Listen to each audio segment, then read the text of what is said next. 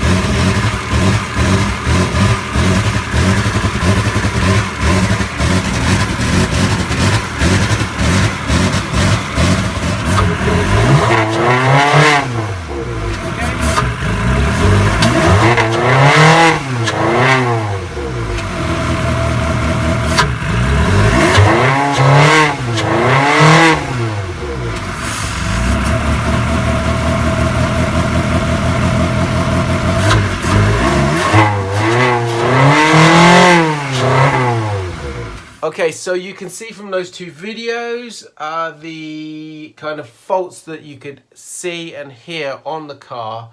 So firstly, from the interior, you could see when I flick on the ignition, you can hear the beeping noise from the dash. When you then go to the rear of the car, this was without the engine started. Yeah, so this is key in position 1.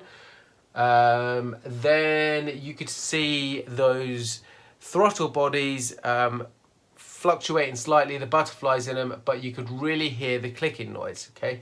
Then when you start the car, you could hear it was really down on power. I removed those air boxes, and you could see the throttle bodies again behaving rather strangely. That threw me out really on this case. It was I started to diagnose those. I started to look at those throttle bodies, thinking that that was the cause of the problem.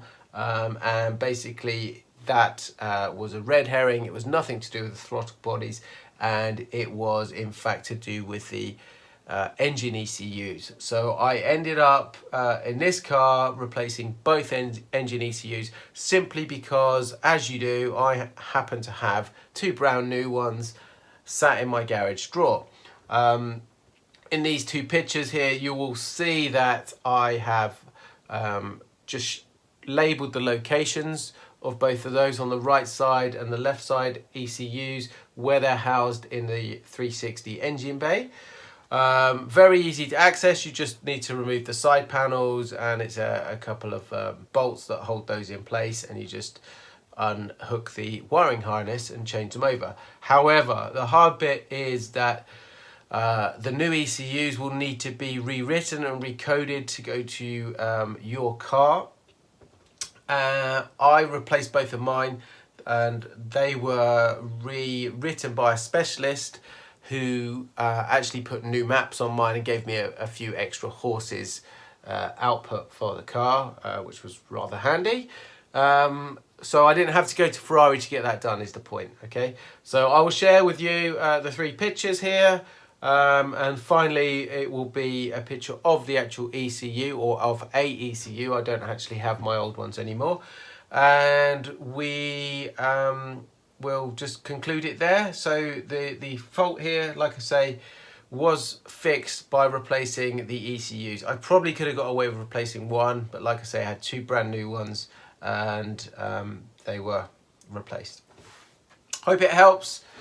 If it has, please share this, like it, and subscribe to the channel. Thanks a lot. Cheers.